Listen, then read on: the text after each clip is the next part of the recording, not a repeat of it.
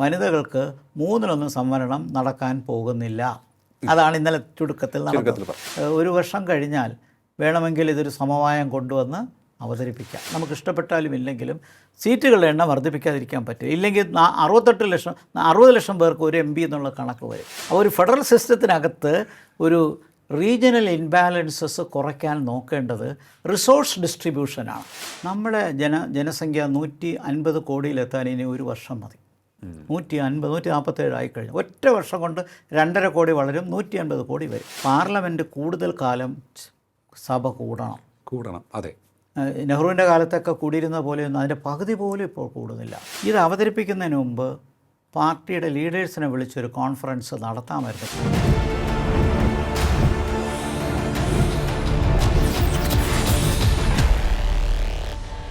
നമസ്കാരം. ടോക്കിംഗ് പോയിന്റിലേക്ക് സ്വാഗതം. നമ്മുടെ രാജ്യത്തെ നിയമനിർമ്മാണ സഭകളിൽ സ്ത്രീകൾക്ക് 33% സംവരണം ഏർപ്പെടുത്തുന്ന ബില്ല് പ്രതിപക്ഷ എതിർപ്പിനെ തുടർന്ന് ലോക്സഭയിൽ പരാജയപ്പെട്ടു. ഈ വിഷയം വലിയ ചർച്ചയായി കഴിഞ്ഞ ഏതാനും ദിവസങ്ങളായി തുടരുകയായിരുന്നു. ഇന്നും ഇത് വലിയ വാർത്ത തന്നെയാണ്. എന്താണ് യഥാർത്ഥത്തിൽ ലോക്സഭയിൽ നടന്നത്?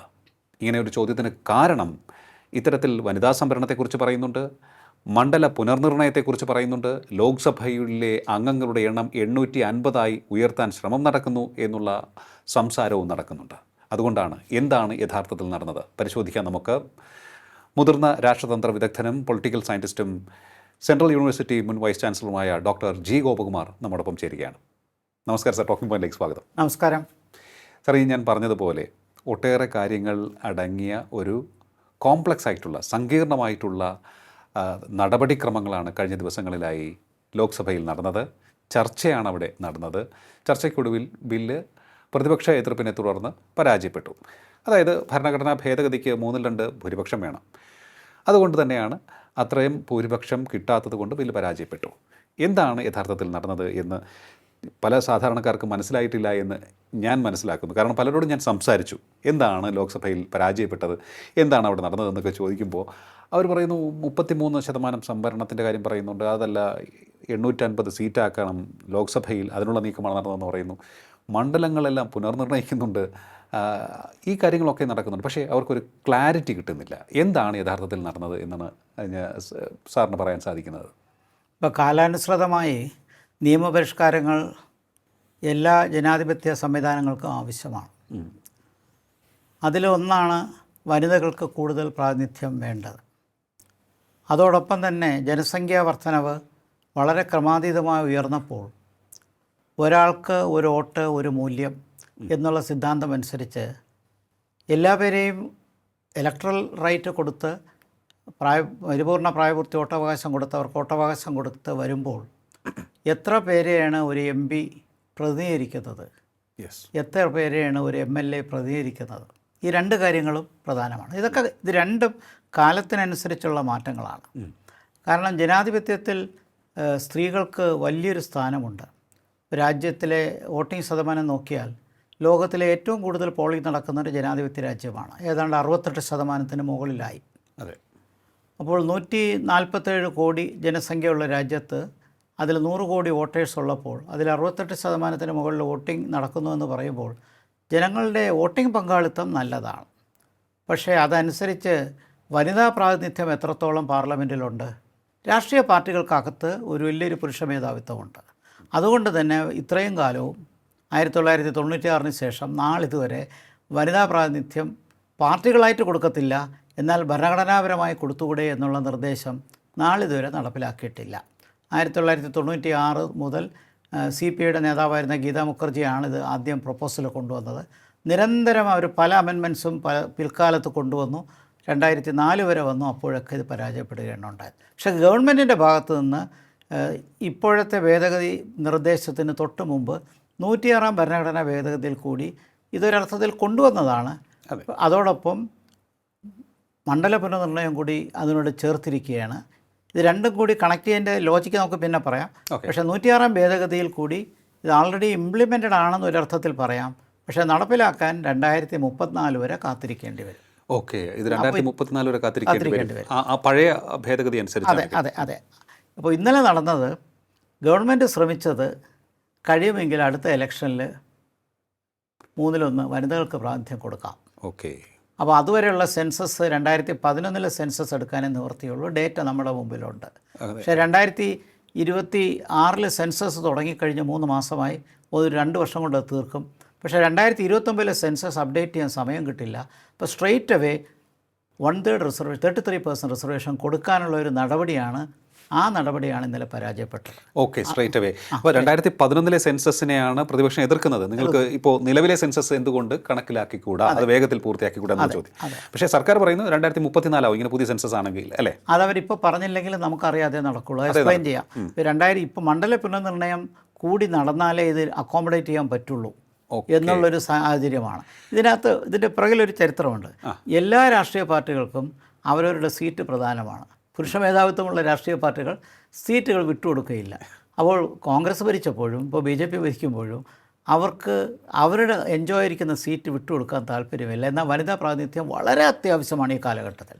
അപ്പോൾ മണ്ഡല പുനർനിർണ്ണയം വന്ന് നിൽക്കുകയാണ്. കാരണം 1971 ഡേറ്റ വെച്ചാണ് നമ്മളിപ്പോഴും പോകുന്നത്. എന്ന് പറഞ്ഞാൽ തെലങ്കാനയിലെ മൽക്കാജിർ എന്ന് പറയുന്നൊരു മണ്ഡലത്തിൽ 30 ലക്ഷം പേർക്ക് ഒരു MP. ഓക്കെ. ഇതേപോലെ 29 ലക്ഷം പേർക്ക് ഒരു MP ഉള്ള ഫൈസാബാദ് ഉണ്ട്, ബാംഗ്ലൂർ നോർത്ത് ഉണ്ട്, ഡൽഹിയിൽ സൗത്ത് വെസ്റ്റ് ഉണ്ട്. അതൊക്കെ 29 ലക്ഷം 28 ലക്ഷം. അതേസമയം 6 ലക്ഷത്തിന് MP ഉണ്ട്, 60,000 പേർക്ക് MP ഉണ്ട്. അപ്പോൾ ഘടനാപരമായ ഒരു വലിയ പ്രോബ്ലം ഉണ്ട്. ഇത് നമുക്ക് എളുപ്പം തീർക്കാൻ പറ്റില്ല. ആൻഡമാൻ നിക്കോബാറിന് അത്രയേ പറ്റുള്ളൂ, ഒരു MP വേണം. ഇപ്പോൾ 65,000 പേർക്ക് ഒരാൾ വേണം. പക്ഷേ 30 ലക്ഷം പേർക്കൊരു MP വേണം. ഇന്നലെ അമിത്ഷാ പറഞ്ഞത് 48 ലക്ഷം. എനിക്കറിഞ്ഞൂടാ, 30 ലക്ഷം എന്നാണ് ഞാൻ വായിച്ചിട്ടുള്ളത്. 30 ലക്ഷം പേരാണെങ്കിലും വളരെ കൂടുതലാണ്. 48 ലക്ഷമാണെങ്കിൽ സങ്കല്പിക്കാൻ പറ്റും 2 കോടി ആൾക്കാർക്ക് ഒരു MP എന്ന് പറഞ്ഞാൽ. അപ്പോൾ അതനുസരിച്ച് മണ്ഡല പുനർനിർണ്ണയം നടത്തിയാലേ പറ്റൂ. മണ്ഡല പുനർനിർണ്ണയം ഒരു അവസരമായി കണ്ടുകൊണ്ട് രാഷ്ട്രീയ പാർട്ടിയിലെ പുരുഷ മേധാവിത്വം ആലോചിക്കുന്നത് ആ സർപ്ലസ് സീറ്റ്സ് വരെയല്ലേ, അതിലൊരു നല്ല ഭാഗം നമുക്കും കൊടുക്കാം വനിതകൾക്ക്. അപ്പോൾ 2 കൂട്ടർക്കും ഗുണം ചെയ്തു. വനിതകൾക്ക് പ്രാതിനിധ്യവും വന്നു, എന്നാൽ ഇവർ എൻജോയ് ചെയ്തിരിക്കുന്ന സീറ്റ് പോകത്തുമില്ല. ഇപ്പോൾ നമുക്ക് കോർപ്പറേഷൻ വാർഡിലൊക്കെ നമുക്കറിയാമല്ലോ, പഞ്ചായത്ത് വാർഡിലൊക്കെ അത് വനിതാ സീറ്റായിപ്പോയി എന്ന് പറയില്ലേ. അപ്പോൾ ഇപ്പോഴും ഇത് വരുമ്പോൾ റൊട്ടേഷനൊക്കെ വരും. പക്ഷേ എന്നാലും പുരുഷന്മാരുടെ സ്വാധീനം വീണ്ടും തുടരാനുള്ള സാധ്യതയുണ്ട്. എന്താണ് നിലവിലത്തെ അവസ്ഥ? ഇപ്പോൾ 15% പോലും പാർലമെൻറ്റിൽ MP-മാരില്ല, സ്ത്രീകളായിട്ടില്ല. അസംബ്ലിയിൽ 9% പോലും ഇല്ല. അതുകൊണ്ടാണ് പുരുഷ മേധാവിത്വം എന്ന് പറയുന്നത്. സത്യമാണ്. ഇല്ലെങ്കിൽ ഈ പാർട്ടികൾ എന്ത് ചെയ്യണം? സ്ഥാനാർത്ഥികൾ നിർത്തണം. സ്ത്രീകളെ നിർത്താനുള്ള ഒരു ധാർമ്മിക ഉത്തരവാദിത്വം അവർ കാണിക്കുന്നില്ല. വല്ലപ്പോഴും കൊടുക്കുന്ന സീറ്റ് തോക്കാനുള്ള സീറ്റാണ് കൊടുക്കുന്നത്. അപ്പോൾ 15% ലോക്സഭയിലും 9% അസംബ്ലിയിലും വരുന്ന പുരുഷ മേധാവിത്വമുള്ള വനിതാ പ്രാതിനിധ്യം തീരെ കുറവായ സാഹചര്യത്തിൽ 3 സംവരണം കൊടുക്കാനുള്ള താല്പര്യം, ഇത് 106 ഭേദഗതി ഒരു 2023 പാസ്സാക്കിയതാണ്. ഇപ്പോഴത്തെ കണ്ടക്സ്റ്റിൽ അവർ ഗവൺമെൻറ് ഒരു അമെൻമെൻറ്റ് കൊണ്ടുവരാൻ പ്ലാൻ ചെയ്തത് സ്ട്രെയിറ്റ് അവേ 2029 അടുത്ത ഇലക്ഷനിൽ നടപ്പിലാക്കാം, പ്രൊവൈഡഡ് 2011 സെൻസസിനെ അവലംബിച്ചാൽ. അതിനെ രാഷ്ട്രീയ പാർട്ടികൾ എതിർത്തു, പ്രതിപക്ഷ പാർട്ടികൾ എതിർത്തു. അവർ പറയുന്നത് ശരി, ഞങ്ങൾക്ക് സ്ത്രീകൾക്ക് 3 കൊടുക്കുന്നതിന് എതിർപ്പില്ല, ഇപ്പോഴത്തെ കണ്ടക്സ്റ്റിലുള്ള 543 കൊടുത്തോളൂ. അത് വെറുതെ പറയുന്നതാണ്. അവർക്കറിയാം, അത് കാര്യം വരുമ്പോൾ അവർക്ക് എത്ര വേദനിക്കും എന്നുള്ളത് അറിയാം. പക്ഷേ താൽക്കാലികമായിട്ട് ഗവൺമെൻറ്റിനെ പ്രതിരോധിക്കാൻ അങ്ങനെ ഒരു വാക്ക് പറഞ്ഞു. ഈ 2011 സെൻസസ് എടുക്കണ്ട എന്നും പറഞ്ഞിരിക്കുകയാണ്. അപ്പോൾ 2011 സെൻസസ് എടുക്കണ്ട എങ്കിൽ ഇപ്പോൾ നടപ്പിലാക്കാൻ തുടങ്ങുന്ന 2026 തുടങ്ങിയ സെൻസസ്, അതിൻ്റെ ഡേറ്റ് 28 അവസാനമേ വരത്തുള്ളൂ. അത് വർക്കൗട്ട് ചെയ്ത് വരുമ്പോൾ 29-30 കഴിയും. 2034 പ്രതീക്ഷിച്ചാൽ മതി. അല്ല സർ, ഞാൻ ചോദിച്ചു, ഇന്നലെ ഇത് പരാജയപ്പെട്ടു. ഈ നിർദ്ദേശം പരാജയപ്പെട്ടു. അതിന് 2/3 മെജോറിറ്റി വേണം. 2/3 majority of the members sitting and voting which shall also be A majority of the total strength of the house. 543 പേരുടെ പകുതിയെങ്കിലും വേണം. ഒരു ഓപ്ഷൻ എന്നുവെച്ചാൽ ഇല്ലെങ്കിൽ ആൾക്കാർ കുറവാണെങ്കിലോ പലരും അത്. അപ്പം വന്നിരിക്കുന്ന ടോട്ടൽ മെജോറിറ്റി, ടോട്ടൽ ഹൗസിൻ്റെ സ്ട്രെങ്തിൻ്റെ ഹാഫെങ്കിലും വേണം. പക്ഷേ വന്നിരിക്കുന്നവരുടെ 2/3 വേണം. അപ്പോൾ അങ്ങനെ ഇന്നലത്തെ കണക്കനുസരിച്ച് 528 പേര് വോട്ട് ചെയ്തു. 352 പേര് കൃത്യമായിട്ട് വോട്ട് ചെയ്തിരുന്നെങ്കിൽ പാസ്സായതിനെ. അതിന് 54 വോട്ടിൻ്റെ കുറവുണ്ടായിരുന്നു, പരാജയപ്പെട്ടു. അപ്പോൾ 131 ഭരണഘടനാ ഭേദഗതി ബിൽ പിൻവലിക്കപ്പെട്ടു. അതെ, അപ്പോൾ 106 ഭേദഗതി അവിടെ നിൽപ്പുണ്ട്. അല്ല, ഇതിപ്പോൾ പ്രതിപക്ഷം പറയുന്നത് ഈ വനിതാ സംവരണം എന്നുള്ള മറ തീർത്തുകൊണ്ട് സീറ്റുകളുടെ എണ്ണം 850 ആക്കാൻ, ലോക്സഭാ സീറ്റുകളുടെ എണ്ണം 850 ആക്കാനുള്ള ശ്രമമാണ് അവർ നടക്കുന്നത്. കേരളം പോലുള്ള സംസ്ഥാനങ്ങൾക്ക് അത് തിരിച്ചടിയാകും. നമ്മൾ ഇതൊക്കെ ഹിന്ദി ഹൃദയഭൂമിയിൽ കൂടുതൽ സീറ്റുകൾ സ്വാഭാവികമായി ഉണ്ടാകും. ആ സീറ്റുകളുടെയൊക്കെ തന്നെ പിൻബലത്തിൽ ദക്ഷിണേന്ത്യൻ സംസ്ഥാനങ്ങളുടെ സപ്പോർട്ട് ഇല്ലാതെ തന്നെ BJPക്ക് ഭരണം പിടിക്കാൻ സാധിക്കും. ഇതാണ് അവർ പറയുന്ന ഒരു ന്യായം. ഇത് നമ്മുടെ രാജ്യത്തിൻ്റെ ചരിത്രപരമായ പശ്ചാത്തലം നമ്മൾ കാണാം. ഇപ്പോൾ മുഖ്യധാര സ്വാതന്ത്ര്യ സമരം നടന്നപ്പോഴും ചരിത്രം തന്നെ നോക്കിയാൽ വളരെ സത്യമാണ്. ദേശീയ സ്വാതന്ത്ര്യ സമരത്തിൽ പോലും ഏറ്റവും കൂടുതൽ പ്രാമുഖ്യം വന്നത് ഡൽഹിയിലും കാൺപൂരിലും നാസിക്കിലും ബോംബെയിലും കൽക്കട്ടയിലും നടന്ന കാര്യം. അതെ, പ്രശസ്ത ചരിത്രകാരനായ TK രവീന്ദ്രൻ തന്നെ ഒരിക്കൽ പറഞ്ഞിട്ടുണ്ട്, വൈക്കം സത്യാഗ്രഹം ഒരു ഫുട്നോട്ട്, അടിക്കുറിപ്പ് പോലും ഇന്ത്യൻ സ്വാതന്ത്ര്യ സമരത്തിൻ്റെ ചരിത്രത്തിലായിട്ടില്ല. അപ്പോൾ എന്ന് പറഞ്ഞാൽ രാജ്യത്ത് പലയിടത്തും നടക്കുന്ന സംഭവങ്ങളിൽ പലപ്പോഴും സൗത്തിൽ നടക്കുന്ന കാര്യങ്ങൾക്ക് പ്രാമുഖ്യം കിട്ടിയിട്ടില്ല. ആ വസ്തുത അവിടെ നിൽക്കട്ടെ, അതിനകത്ത് സത്യവുമുണ്ട്. ഇപ്പോൾ അതിനെതിരെ ശ്രമങ്ങൾ നടക്കുന്നു, വിജയിക്കുന്നുമുണ്ട്. പക്ഷേ ഇപ്പോഴത്തെ സാഹചര്യത്തിൽ ജനാധിപത്യത്തിൽ നമ്മുടെ ഡെമോക്രസി വരുമ്പോൾ പോപ്പുലേഷൻ നോക്കുമ്പോൾ സൗത്തിലെ പോപ്പുലേഷൻ കുറവാണ്. അതാരുടെയും കുറ്റമല്ല. നോർത്തിലെ പോപ്പുലേഷൻ കൂടുതലാണ്. നോർത്ത് എന്ന് പറയുമ്പോൾ അതിനകത്ത് വെസ്റ്റ് ഉണ്ട്, ഈസ്റ്റ് ഉണ്ട്, നോർത്തുണ്ട്. ഇത് മൂന്നും കൂടി ചേർന്നാണ് നമ്മൾ നോർത്ത് നിന്ന് പൊതുവെ വിവക്ഷിക്കുന്നത്. സൗത്ത് എന്ന് പറയുമ്പോൾ ഈ 5 സ്റ്റേറ്റുകളാണ്. ഈ 5 സ്റ്റേറ്റുകൾ ചരിത്രപരമായി സോഷ്യൽ ക്യാപിറ്റൽ കൂടുതലാണ്, എഡ്യൂക്കേഷൻ കൂടുതലാണ്. മാത്രമല്ല പോപ്പുലേഷൻ പ്ലാനിങ് എഫക്റ്റീവ് 1970-ലെ ജനസംഖ്യാ നിയന്ത്രണം നന്നായിട്ട് കൊണ്ടുവന്നു. ബാക്കി കാര്യങ്ങൾക്കും പുരോഗതിയുണ്ട്. നമ്മളുടെ കോൺട്രിബ്യൂഷൻ നോക്കിക്കഴിഞ്ഞാൽ പെർ ക്യാപിറ്റൽ കോൺട്രിബ്യൂഷൻ നോക്കിയാലും GDP നോക്കിയാലും സൗത്തുകളിൽ നിന്ന് സംഭാവനകൾ വലുതാണ്. പക്ഷേ എണ്ണത്തിൽ നോർത്തിനെ അപേക്ഷിച്ച് കുറവാണ്. അത് ചരിത്രപരമായ ഫാക്റ്റാണ്. പോപ്പുലേഷൻ കൺട്രോൾ ചെയ്യാൻ സൗത്തിന് കഴിഞ്ഞതുപോലെ നോർത്തിന് കഴിഞ്ഞിട്ടില്ല. ജനസംഖ്യ വളർച്ചയാണ് ഇതിൻ്റെ കാരണം. അപ്പോൾ ആ നിലയ്ക്ക് നോക്കിക്കഴിഞ്ഞാൽ നമ്മൾ അങ്ങനെ ചിന്തിച്ചാൽ തീർച്ചയായിട്ടും കൂടുതൽ സീറ്റുകൾ വടക്ക്, കിഴക്ക്, പടിഞ്ഞാറ് ഭാഗത്താണ്, തെക്കല്ല. അത് ഒരു ഫെഡറൽ സംവിധാനത്തിനകത്ത് നമുക്ക് ചെയ്യാവുന്നൊരു കാര്യം എന്താണ്? രാജ്യത്തിൻ്റെ വളർച്ചയ്ക്ക് വേണ്ട നടപടികൾ എടുക്കുക. അതെ. അപ്പോൾ ആ നടപടികൾ എടുക്കുന്നപ്പോൾ എല്ലാ ഫെഡറൽ രാജ്യങ്ങൾക്കും ഇങ്ങനെയുള്ള പ്രശ്നങ്ങളുണ്ട്. ഇവിടെ വലിയ സംസ്ഥാനങ്ങളുണ്ട്, ചെറിയ സംസ്ഥാനങ്ങളുണ്ട്. ജനസംഖ്യ കൂടുതലുള്ള സംസ്ഥാനങ്ങളുണ്ട്, ജനസംഖ്യ കുറഞ്ഞ സംസ്ഥാനങ്ങളുണ്ട്. അപ്പോൾ ഗോവ ഒരു ഇത് നോക്കിയാൽ, മിസോറാം നോക്കിയാൽ പോപ്പുലേഷൻ വളരെ കുറവാണ്. ഉത്തർപ്രദേശ്, മധ്യപ്രദേശ്, രാജസ്ഥാനൊക്കെ നോക്കിയാൽ വലിയ പോപ്പുലേഷനുള്ള സ്റ്റേറ്റുകൾ. മഹാരാഷ്ട്രയും വെസ്റ്റ് ബംഗാളും പോപ്പുലേഷനിൽ കൂടുതലുള്ളവരാണ്. എന്നാൽ സൗത്ത് പൊതുവെ പോപ്പുലേഷൻ കുറവാണെന്ന് പറയും. തീർച്ചയാണ്. അപ്പോൾ ഇതൊരു അർത്ഥത്തിൽ പറഞ്ഞാൽ ഒരു വികസനത്തിനൊരു വലിയ വെല്ലുവിളിയാണ്. അതിന് ചെയ്യേണ്ടത് ഇപ്പോൾ സീറ്റുകളുടെ എണ്ണം വർദ്ധിപ്പിക്കുന്നതും ഇതുമായിട്ട് കണക്റ്റ് ചെയ്യാതെ അത് വർദ്ധിപ്പിക്കാതിരിക്കാൻ പറ്റില്ല. നമുക്ക് ഇഷ്ടപ്പെട്ടാലും ഇല്ലെങ്കിലും സീറ്റുകളുടെ എണ്ണം വർദ്ധിപ്പിക്കാതിരിക്കാൻ പറ്റില്ല. ഇല്ലെങ്കിൽ 60 ലക്ഷം പേർക്ക് ഒരു MP എന്നുള്ള കണക്ക് വരും. അത് ശരിയാണോ? ഒരു ബാലൻസ് വേണ്ടേ? അപ്പോൾ എന്താ വികസനത്തിന് ചെയ്യേണ്ടത്?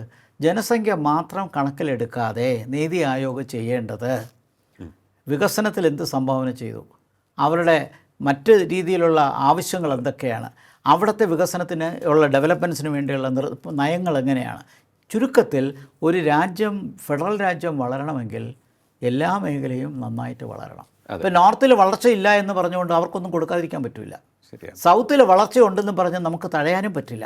അപ്പോൾ ഒരു ഫെഡറൽ സിസ്റ്റത്തിനകത്ത് ഒരു റീജിയണൽ ഇൻബാലൻസസ് കുറയ്ക്കാൻ നോക്കേണ്ടത് റിസോഴ്സ് ഡിസ്ട്രിബ്യൂഷനാണ്. അത് ചെയ്യേണ്ടത് നീതി ആയോഗാണ്. റിസോഴ്സ് ഡിസ്ട്രിബ്യൂഷൻ എന്ന് വെച്ചാൽ എന്താണ് സാർ? വിഭവ സമാഹരണം. അത് എങ്ങനെ വിഭവം വീതിച്ചു കൊടുക്കുന്നു. വീതിച്ചു കൊടുക്കുക എന്ന് പറഞ്ഞാൽ നയങ്ങളുടെ കാര്യം ആലോചിക്കാം.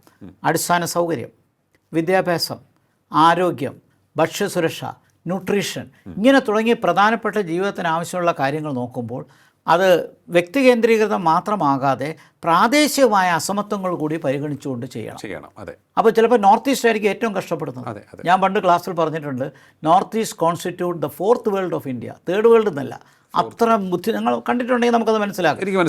അപ്പോൾ ഇന്ത്യക്കകത്ത് ഒരു സമീകൃത വികസനമല്ല ഉണ്ടായിരിക്കുന്നത്. അപ്പോൾ ജനസംഖ്യയുമായിട്ട് അത് കോൺഫ്ലിക്റ്റ് വരുന്നതാണ് ഇപ്പോൾ കൊണ്ടുവരുന്ന പ്രശ്നം. എനിക്ക് തോന്നുന്നു ഈ മലയാളികൾക്ക് അല്ലെങ്കിൽ സാധാരണ മലയാളികൾക്ക്, നമ്മുടെ നാട്ടുകാർക്ക് അത് മനസ്സിലാവില്ല. കാരണം നമ്മൾ ഈ രാജ്യത്ത് പല സംസ്ഥാനങ്ങളിലും പോയിട്ടുള്ളവർക്ക് മാത്രമേ അത് മനസ്സിലാവുകയുള്ളൂ. അവരുടെ ആരോഗ്യ പരിരക്ഷയ്ക്ക് എന്ത് സംവിധാനമുണ്ട്. ഈ ബീഹാറിലൊക്കെ പണ്ട് ഒന്ന് രണ്ട് പ്രാവശ്യം പോയപ്പോഴൊക്കെ അത് മനസ്സിലായതാണ്. വെറും ബാരനായിട്ട് കിടക്കുകയാണ്, നേരെ ചൊവ്വയുള്ള റോഡ് പോലും അന്ന് ഉണ്ടായിരുന്നില്ല. അതിനുശേഷമാണ് ഈ അടുത്തിടയ്ക്കാണ് അത് ഉയർന്നു വന്നത്. അതെ, നല്ല ആശുപത്രി പോലും ഉണ്ടായിരുന്നില്ല, ഇല്ല, വിദ്യാഭ്യാസ കേന്ദ്രങ്ങളില്ല, അതെ.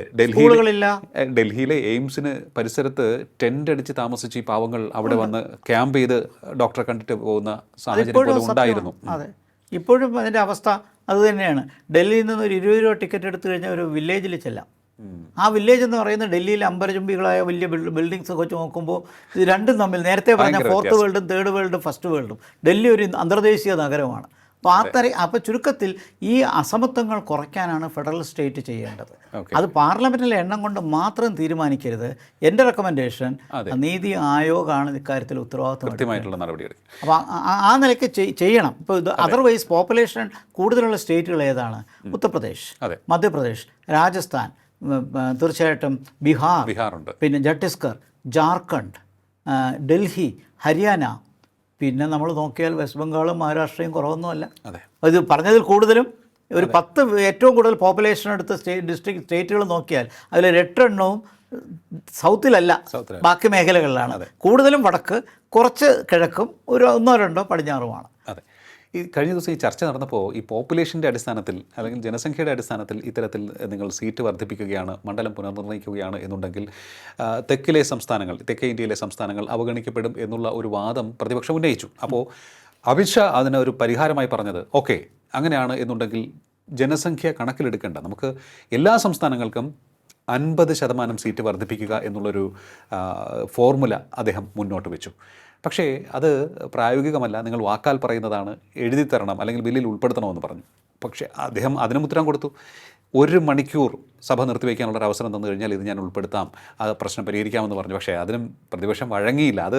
അതൊരു പോയിൻ്റാണെന്ന് തോന്നുന്നില്ല ഇതിനിടയ്ക്ക് സാർ? അതെ, ഇന്നലെ ഭരണകക്ഷിക്ക് പറ്റിയ, മുന്നണിക്ക് പറ്റിയ ഒരു അപാകത, ഈ പ്രോമിസ് നേരത്തെ തന്നെ ആ മില്ലിലുണ്ടായിരുന്നെങ്കിൽ ഒരു പക്ഷേ ഇത്രത്തോളം തെറ്റിദ്ധാരണ ഉണ്ടാകില്ലായിരുന്നു.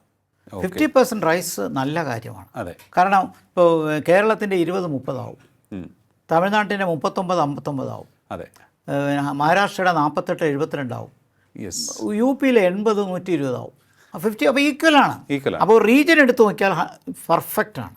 ഇപ്പോഴുള്ള വ്യത്യാസങ്ങൾ എന്തൊക്കെയുണ്ടോ ആ വ്യത്യാസം അപ്പോഴും കാണും. അപ്പോൾ കൂടുതൽ പണിഷ്മെൻ്റ് വരുന്നില്ല. ഈ പോപ്പുലേഷൻ കുറച്ചു എന്ന് പറഞ്ഞുകൊണ്ട് നിങ്ങൾ ശിക്ഷിക്കുന്നില്ല, എല്ലാവർക്കും ഈക്വൽ 50%. അപ്പോഴും ഈ ഞാൻ നേരത്തെ പറഞ്ഞ 8 സ്റ്റേറ്റുകളുടെ അഡ്വാൻറ്റേജ് അതിപ്പോഴും ഉണ്ട്, അപ്പോഴുമുണ്ട്, വ്യത്യാസങ്ങളൊന്നുമില്ല. പക്ഷേ ഇത് നേരത്തെ എഴുതിയിരുന്നെങ്കിൽ, നേരത്തെ പറഞ്ഞിരുന്നെങ്കിൽ ഒരു പക്ഷേ പ്രതിപക്ഷം ഇത്രയും ഓർഗനൈസ്ഡ് ആവില്ലായിരുന്നു. കുറച്ചുകൂടി പ്രതിപക്ഷ കക്ഷികളുടെ പിന്തുണ ഇതിനകത്ത് വന്നിരുന്നെങ്കിൽ, ഒരു 52-54 പേരുടെ വോട്ടുകളൂടെ കിട്ടിയിരുന്നെങ്കിൽ ഇതങ്ങ് പാസ്സായി പോയതിനെ. അപ്പോൾ ചുരുക്കത്തിൽ 2029 വനിതകൾക്ക് 3-1 സംവരണം നടക്കാൻ പോകുന്നില്ല. അതാണ് ഇന്നലെ ചുരുക്കത്തിൽ പറഞ്ഞു. പക്ഷേ വേറെ സാർ, ഈ 2014 മോദി അധികാരത്തിൽ വന്നതിന് ശേഷം ഒരു ഭരണഘടനാ ഭേദഗതി ബില്ല് പരാജയപ്പെടുന്ന ആദ്യമായിട്ടാണ്. അതെ, പരാജയപ്പെടുമെന്ന് ഉറപ്പായിരുന്നു. കാരണം 3-2 ഭൂരിപക്ഷം വേണം, അതില്ലതാനും. പരാജയം ഉറപ്പിച്ചുകൊണ്ട് എന്തുകൊണ്ട് ഈ സ്റ്റെപ്പ് എടുത്തു ഭരണപക്ഷം എന്നൊരു ചോദ്യം ഉയരുന്നുണ്ട്. എനിക്കൊരു സംശയമുണ്ട്, എന്തായിരിക്കാം ഇതിന് പിന്നിൽ അവരുടെ മനസ്സിലുണ്ടായിട്ടുണ്ടാവുക? ഒന്ന് എനിക്ക് തോന്നിയിട്ടുള്ളത്, ഇപ്പോൾ അസംബ്ലി തിരഞ്ഞെടുപ്പുകൾ നടക്കുന്നു. വനിതാ സംവരണത്തിൻ്റെ കാര്യത്തിൽ സ്ത്രീകളുടെ പിന്തുണ നേടുന്നത് നല്ലൊരു കാര്യമാണ്. നമ്മുടെ രാജ്യത്തുള്ളൊരു പ്രത്യേകത, ജെൻഡർ ഇനിക്വാളിറ്റി ഉണ്ട്. അപ്പോൾ ജെൻഡർ ഡിവൈഡുമുണ്ട്. അപ്പോൾ വിമൺ എന്ന് പറയുന്നത് ഒരു ക്ലാസ്സാണ്, ഒരു കാസ്റ്റല്ല. അപ്പോൾ ഒരു വർഗമാണ്. അവർക്ക് അണ്ടർ ഡെവലപ്മെൻ്റ് ഉള്ളതിൻ്റെ ചരിത്രം 11-ാം നൂറ്റാണ്ടിന് മുമ്പേ തുടങ്ങിയതാണ്. ജന്മിത്വവും പുരുഷമേധാവിത്വവും വർഗീയതയും ഇതെല്ലാം ചേർന്ന് വന്ന ഒരു സംവിധാനത്തിൽ പുരുഷമേധാവിത്വം ഡെമോക്രസി വന്നെങ്കിലും നമുക്ക് സൊസൈറ്റിയിൽ ഉണ്ടായിട്ടില്ല. ഇത് അംബേദ്കർ ചൂണ്ടിക്കാണിച്ച കാര്യമാണ്. നാളെ മുതൽ നമ്മൾ പൊളിറ്റിക്കലി ഈക്വലാണ്, പക്ഷേ യഥാർത്ഥ ഇക്വാളിറ്റി വളരെ ദൂരെയാണ്. അദ്ദേഹം പറഞ്ഞപ്പോൾ ഇതെല്ലാം ഉൾക്കൊണ്ടു. അപ്പോൾ തീർച്ചയായിട്ടും വനിതകൾ വളരെ പിന്നോക്കം നിൽക്കുന്നു, വോട്ട് ചെയ്യാൻ വരുന്നു, പക്ഷേ അവരുടെ ദൈനംജീവിത പ്രശ്നങ്ങൾ റിഫ്ലക്റ്റ് ചെയ്യുന്നൊരു പാർലമെൻ്റ് അല്ല. വിലക്കയറ്റം, പിന്നെ വിവേചനം, പുരുഷാധിപത്യം, പിന്നെ സ്ത്രീധനവുമായി ബന്ധപ്പെട്ട പ്രശ്നങ്ങൾ, സ്ത്രീകളുടെ അനാരോഗ്യം, പിന്നെ ശിശുമരണ നിരക്ക്, പിന്നെ തീർച്ചയായിട്ടും പോഷകാഹാരത്തിൻ്റെ വൃത്തി, ഇങ്ങനെയുള്ള ശുചിത്വം, ഇങ്ങനെയുള്ള കാര്യങ്ങൾക്ക് വനിതകൾക്കുള്ള കൺസേൺ പുരുഷന്മാർക്കില്ല എന്ന് നമുക്ക് നന്നായിട്ടറിയാം. അക്കാര്യത്തിൽ അവരുടെ പോയിൻ്റുകൾ റേസ് ചെയ്യാനുള്ളൊരു വേദി പാർലമെൻറ്റാണ്. ഇലക്ഷൻ്റെ ആ ഒരു ദിവസത്തെ വോട്ട് കൊടുത്താൽ പോരാ. തീർച്ചയായിട്ടും വിമൻ റിസർവേഷൻ ഡെമോക്രസിക്ക് വളരെ അത്യാവശ്യമാണ്. ഞാനത് പൂർണ്ണമായിട്ട് മനസ്സിലാക്കി പറയും. നമ്മുടെ ഇന്ത്യയിലെ ഈ സോഷ്യൽ ഡിവൈഡിനകത്ത് അത് ഓവർകം ചെയ്യാൻ അത് വേണം. വിദേശ രാജ്യങ്ങൾ അത് വേണ്ട. എന്താ കാരണം എന്നറിയാം?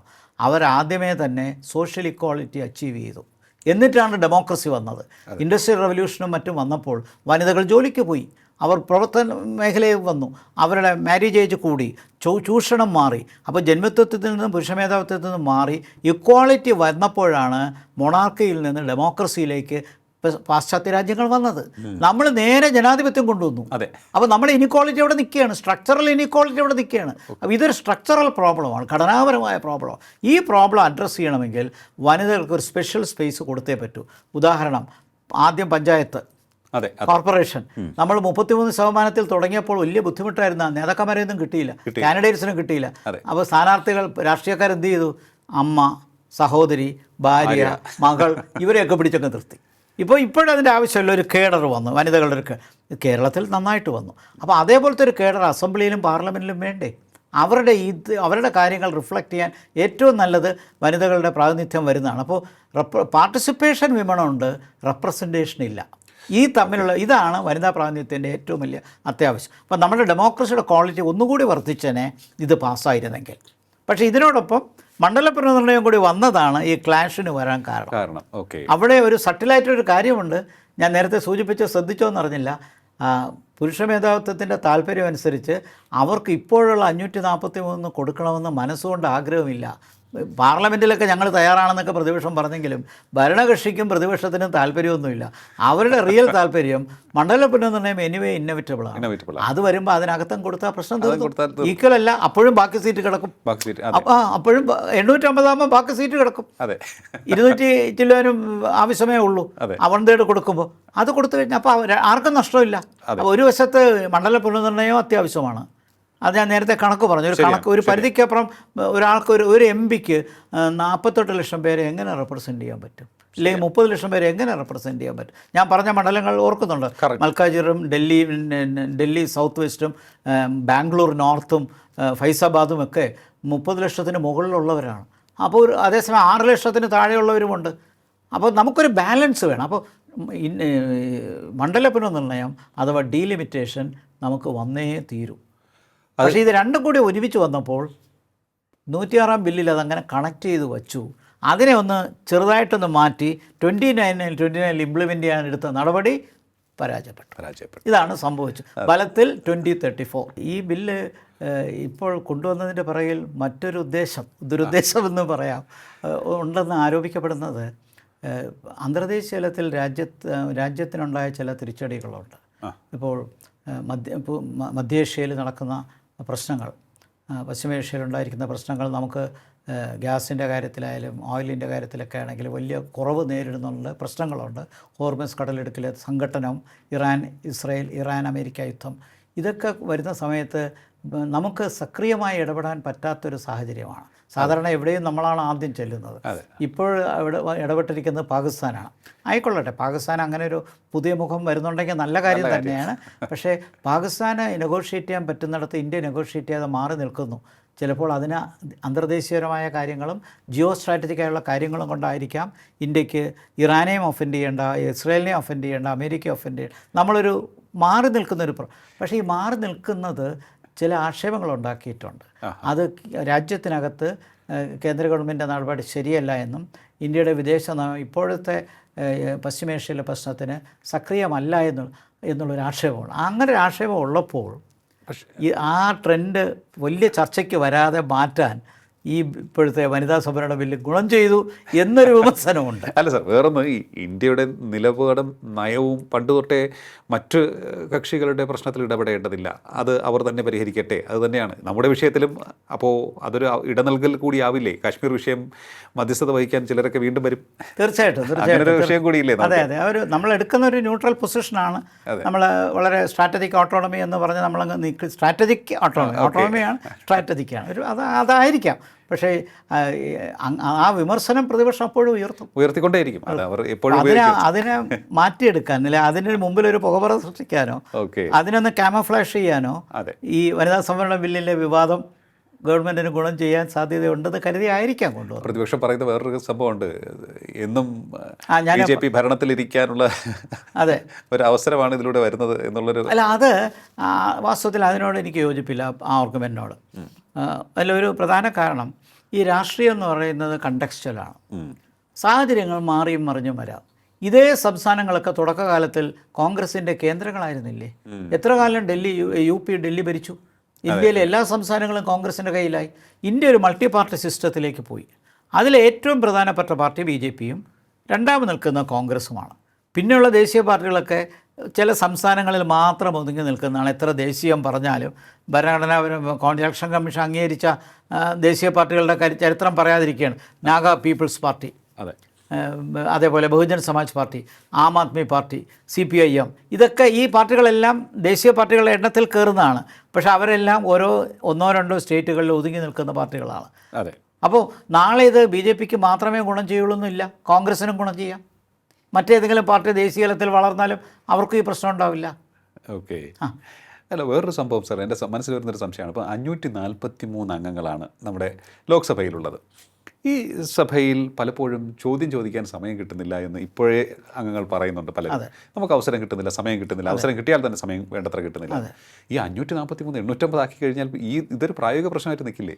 അതെ, ഇത് ചില നേതാക്കന്മാർ ചോദിച്ചു തുടങ്ങി. ഇതിന് കുറച്ച് സമയം നമുക്ക് ചിന്തിക്കാം എന്തുകൊണ്ടാണെന്ന്. നമ്മുടെ ജനസംഖ്യ 150 കോടിയിലെത്താൻ ഇനി ഒരു വർഷം മതി. 147 ആയിക്കഴിഞ്ഞു. ഒറ്റ വർഷം കൊണ്ട് 2.5 കോടി വളരും, 150 കോടി വരും, സംശയമൊന്നുമില്ല. ജനസംഖ്യ ഇങ്ങനെ വളരുമ്പോൾ അതിൻ്റെ ഒരു മൈക്രോകോസമാണ് പാർലമെൻറ്റ്. അപ്പോൾ പാർലമെൻറ്റ് എന്ന് പറയുന്നത് വരേണ്യ ബോഡിയല്ല, ഒരു ജനങ്ങളുടെ ഒരു പ്രതിനിധി സഭയാണ്. അപ്പോൾ നാച്ചുറലി വലിയൊരു രാജ്യം, ലോകത്തിലെ ഏറ്റവും വലിയ ജനസംഖ്യ 17% ജനസംഖ്യയുള്ള രാജ്യത്തിന് തീർച്ചയായിട്ടും പാർലമെൻറ്റ് വലുതായിരിക്കും. ഇതുകൊണ്ട് തീർന്നില്ല. 2 3 കാര്യങ്ങൾ പറയാം. ഒന്ന്, പാർലമെൻറ്റ് കൂടുതൽ കാലം സഭ കൂടണം. അതെ, നെഹ്റുവിൻ്റെ കാലത്തൊക്കെ കൂടിയിരുന്ന പോലെയൊന്നും അതിൻ്റെ പകുതി പോലും ഇപ്പോൾ കൂടുന്നില്ല. അപ്പോൾ എന്തുകൊണ്ട് പാർലമെൻറ്റ് കൂടുതൽ സെഷൻസ് വച്ചേ പറ്റൂ. അത് ഡെമോക്രസിയുടെ ആവശ്യമാണ്. കൂടുതൽ ചർച്ച ചെയ്യാൻ സമയം കൊടുത്തേ പറ്റൂ. ഇപ്പോൾ നടക്കുന്ന പോലെ ബഹളം ഉണ്ടാക്കി പാർലമെൻറ്റിലെ വെല്ലിലേക്ക് ഇറങ്ങി സ്പീക്കറിൻ്റെ മുമ്പിൽ ബാനറും വെച്ച് നമ്മുടെ നിയമസഭയിലും ഇതൊന്നും പാർലമെൻ്ററി നോംസിൽ പറഞ്ഞിട്ടുള്ള കാര്യമല്ല. അത് ശരിയായ നടപടിയുമല്ല. അപ്പോൾ തീർച്ചയായിട്ടും പാർലമെൻറ്ററിയിൽ എങ്ങനെ പ്രവർത്തിക്കണമെന്ന് ഇവരെ പറഞ്ഞ് മനസ്സിലാക്കി കൊടുക്കേണ്ട ഒരു ഉത്തരവാദിത്വം കൂടിയുണ്ട്. അതുവരെ ലോക്സഭയും രാജ്യസഭയും ചെയ്യേണ്ടതാണ്. ട്രെയിനിങ് ബോഡീസ് ലോക്സഭയ്ക്കൊക്കെ ഉണ്ട്, അതൊന്നും നടപ്പിലാക്കുന്നില്ല, അല്ലെങ്കിൽ എഫക്റ്റീവ് ആവുന്നില്ല. ബഹളം വയ്ക്കുകയല്ല, തടസ്സപ്പെടുത്തുവാനല്ല, പങ്കെടുക്കാൻ പോകണം. അപ്പോൾ തീർച്ചയായിട്ടും കൂടുതൽ ചർച്ചയ്ക്ക് സമയം കൊടുക്കണം, കൂടുതൽ സെഷൻസ് കൊടുക്കണം. ഇപ്പോൾ 3 തവണയാണ് ഒരു വർഷത്തിൽ കൂടുന്നത്, അത് 4 തവണയാക്കണം. ഇതിനപ്പുറം നമുക്ക് ചെയ്യാവുന്നത്, ഈ പാർലമെൻറ്റിൻ്റെ അകത്ത് കമ്മിറ്റികളുണ്ട്. കമ്മിറ്റികളിൽ ഇവർക്കൊക്കെ പ്രാതിനിധ്യം കിട്ടും. ഒരു MP എന്ന് പറഞ്ഞാൽ പാർലമെൻറ്റ് കൂടുമ്പോൾ മാത്രമല്ല അധികാരമുള്ളത്, അവർക്കൊരു പ്രോട്ടോക്കോളിൽ വലിയ സ്ഥാനമുണ്ട്. ഒരു കാര്യം കൂടി, ബ്രിട്ടനിലാകെ 8 കോടി ജനങ്ങളാണ് ഉള്ളത്. അവിടുത്തെ ലോവർ ഹൗസായ ഹൗസ് ഓഫ് കോമൺസിൽ 650 അംഗങ്ങളുണ്ട്. അപ്പർ ഹൗസ് അതിനെക്കാട്ടും കൂടുതലുണ്ട്, ഹൗസ് ഓഫ് ലോർഡ്സിൽ. അപ്പോൾ എണ്ണത്തിൽ തീർന്നില്ല. നാഷണൽ പീപ്പിൾസ് കോൺഗ്രസ് ചൈനയിലെ 1400ഓളം അംഗങ്ങളുണ്ട്. അത് പോട്ടെ, ചൈന ലോകത്തിലെ നമ്മളിപ്പോൾ ആയല്ലോ ചൈനയെ പോലെ എന്താണ് ജനസംഖ്യയുടെ. പക്ഷെ അത് ഏക പാർട്ടിയാണെങ്കിലും നാഷണൽ പീപ്പിൾസ് കോൺഗ്രസ് കൂടുമ്പോൾ എണ്ണം വളരെ കൂടുകയാണ്. അപ്പോൾ ജനസംഖ്യയുടെ എണ്ണത്തിൽ പാർലമെൻറ്റിൽ ആൾക്കാർ കൂടിപ്പോകുന്നു. അതുകൊണ്ട് ഇതിന് ചിലവ് പോസിറ്റീവായിട്ട് വേണം കാണാൻ. കാരണം ഡെമോക്രസിയിൽ റെപ്രസെൻറ്റേഷൻ ഇമ്പോർട്ടൻ്റ് ആണ്. അതിനുള്ള കോസ്റ്റൊക്കെ വഹിക്കാനുള്ള കപ്പാസിറ്റി നമ്മുടെ രാജ്യത്തിനുണ്ട്. പക്ഷേ ഞാൻ അഡ്വക്കേറ്റ് ചെയ്യുന്നത് കൂടുതൽ സെഷൻസ് വേണം, ചർച്ചയ്ക്ക് കൂടുതൽ സമയം വേണം. പാർലമെൻ്ററി മെമ്പേഴ്സ് പാർലമെൻറ്റിൽ ചെന്ന് ഡെലിബറേറ്റ് ചെയ്യാനും നിയമമുണ്ടാക്കാനുമാണ് പോകേണ്ടത്. അല്ലാതെ ബാനറും കെട്ടി തടസ്സപ്പെടുത്തി ബഹളമുണ്ടാക്കാനും ബില്ലുകൾ വലിച്ചു കീറാനും അല്ല പോകേണ്ടത്. ഞാനിത് പറയുമ്പോൾ ഓർത്തു പോകുന്നത്, ഞാൻ 2009-11 കാലഘട്ടത്തിൽ കേരള ഗവൺമെൻറ്റിൻ്റെ പാർലമെൻ്ററി സ്റ്റഡീസ് ഉണ്ട്, അവരുടെ ഒരു institute of parliamentary studies and training എന്നുള്ളത്. അതിൻ്റെ ഡയറക്ടർ ജനറലായി ഞാൻ പ്രവർത്തിക്കുന്ന സമയത്ത് മോഡൽ പാർലമെൻറ്റൊക്കെ നടത്തുക, പാർലമെൻ്ററി അവയർനെസ് കൊടുക്കുക, ഇങ്ങനെയുള്ള ചുമതല കൂടി എനിക്ക് കേരള സർവകലാശാലയിൽ ജോലി ചെയ്യുമ്പോൾ അഡീഷണൽ റെസ്പോൺസിബിലിറ്റി ഉണ്ടായിരുന്നു. അതോടൊപ്പം MLA-മാർക്ക് ഒരു പരിശീലനം കൊടുക്കാനൊരു പരിശ്രമം നടത്തിയിരുന്നു. 140 MLA-മാർക്കും ഇൻവിറ്റേഷൻ അയച്ചു. 3 ദിവസത്തെ സ്പെഷ്യൽ ക്ലാസ് എടുക്കാൻ നല്ല മിടുമിടുക്കന്മാരായ ആൾക്കാരാണ് വരുന്നത്. ഫെഡറലിസത്തെക്കുറിച്ചും അതിർത്തി പ്രദേശത്തിൻ്റെ കാര്യങ്ങളെക്കുറിച്ചും നദീതല തർക്കത്തെക്കുറിച്ചും വലിയ വലിയ വിഷയങ്ങളായിരുന്നു. MLA ഹോസ്റ്റലിൽ തന്നെയുള്ളൊരു ഗസ്റ്റ് ഹൗസിലാണ് സൗകര്യം കൊടുത്തത്. വന്നത് 10% പേര്. 10% പേര് വന്നു എന്ന് മാത്രമല്ല, ഒരു ക്ലാസ്സിലും മര്യാദയ്ക്ക് ഇരിക്കില്ല. സാധാരണ കുട്ടികളെ പഠിപ്പിച്ചൊരു അധ്യാപകൻ എന്നുള്ള നിലയിൽ ക്ലാസ് റെസ്റ്റ്ലെസ് ആകുമ്പോൾ എനിക്കറിയാം, ഈ 10% പേരെന്ന് പറഞ്ഞാൽ 14 പേരേ വന്നിട്ടുള്ളൂ, അതിൽ താഴെ വന്നിട്ടുള്ളൂ. അപ്പോഴപ്പോഴും ഫോണും എടുത്ത് വെളിയിൽ പോകും. ക്ലാസ് അവിടെ ഫോണില്ലെങ്കിൽ അവർ ഫോണിൽ മെസ്സേജ് കിട്ടി ഉടനെ, അന്ന് ഇത്രത്തോളം ഫോൺ ആയിട്ടില്ല, എന്നാൽ അവർക്ക് മെസ്സേജ് ഉടനെ ഇറങ്ങി വെളിയിൽ പോകും. ആരും ക്ലാസ്സിൽ അറ്റൻഡ് ചെയ്യില്ല മര്യാദയ്ക്ക്. എന്നിട്ട് ചോദിക്കുന്ന ചോദ്യങ്ങളൊക്കെ നല്ല തമാശയുള്ള ചോദ്യം. നേരിട്ടൊരു എംപിരിക്കൽ എവിഡൻസ് എനിക്ക് ഉള്ളതുകൊണ്ടാണ് പറയുന്നത്. അത് ഏത് വർഷമായിരുന്നു സാർ? 2009-11 ആ കാലഘട്ടത്തിൽ ഞാൻ എൻ്റെ ഡയറക്ടർ ജനറലായിരുന്നു. കുട്ടികൾക്ക് മോഡൽ പാർലമെൻറ്റൊക്കെ നടത്താം, പക്ഷേ MLA-മാരെ പരിശീലനം കൊടുക്കാൻ വലിയ പാടാണ്. അവർക്ക് പരിശീലനം വേണ്ട. ഇതല്ലാതെ സ്പീക്കർക്കൊരു ബോഡിയുണ്ട് ട്രെയിനിങ് കൊടുക്കാൻ, അതും വല്ലപ്പോഴും ഒക്കെ ട്രെയിനിങ് നടക്കുന്നുണ്ട്. കേരള നിയമസഭയ്ക്കൊരു മ്യൂസിയം ഉള്ളത് അറിയാമോ? അങ്ങനെയുണ്ട്. അപ്പോൾ വാസ്തവത്തിൽ ഇതിനുള്ള സംവിധാനമൊക്കെ ഉണ്ട്, പക്ഷേ അതിൻ്റെ സീരിയസ്നെസ്സിൽ MLA-മാരും എടുക്കുന്നില്ല. ഡൽഹിയിലെ bureau of parliamentary studies and training Lok Sabha സെക്രട്ടറിയുടെ കീഴിലുണ്ട്. എനിക്കവിടെ പഴയ കാലത്ത് പരിശീലനം കിട്ടിയിട്ടുണ്ട്. അധ്യാപകൻ എന്നുള്ള നിലയിൽ പഴയ കാലത്ത് 1984 എനിക്കവിടെ ട്രെയിനിങ് കിട്ടിയിട്ടുണ്ട്. അതെന്തിനാണ്? നാട്ടിൽ വന്ന് മോഡൽ പാർലമെൻറ്റൊക്കെ നടത്തുക, കുട്ടികളിൽ പാർലമെൻ്ററി അവയർനെസ് വളർത്തുക, ഇങ്ങനെയുള്ള കാര്യങ്ങൾക്ക് വേണ്ടി. അപ്പോൾ അധ്യാപകരെ ട്രെയിൻ ചെയ്യുന്ന അതിപ്പോഴും നന്നായിട്ട് വർക്ക് ചെയ്യുന്നൊരു ബോഡിയാണ്. പക്ഷേ അതിൽ എത്ര MPമാർ അറ്റൻഡ് ചെയ്യുന്നുണ്ട്, എത്ര MPമാർ കാര്യങ്ങൾ സ്വീകരിക്കുന്നുണ്ട് എന്നുള്ളത് അറിഞ്ഞുകൂടാ. അപ്പോൾ രാഷ്ട്രീയക്കാരുടെ അടുത്ത് ഇൻഫോർമലായിട്ടൊക്കെ ചോദിക്കുമ്പോൾ അവർ പറയും, ഞങ്ങൾക്ക് പരിശീലനമൊന്നും വേണ്ട, ഞങ്ങൾക്ക് കിട്ടേണ്ട പരിശീലനം ജനങ്ങൾ തരും.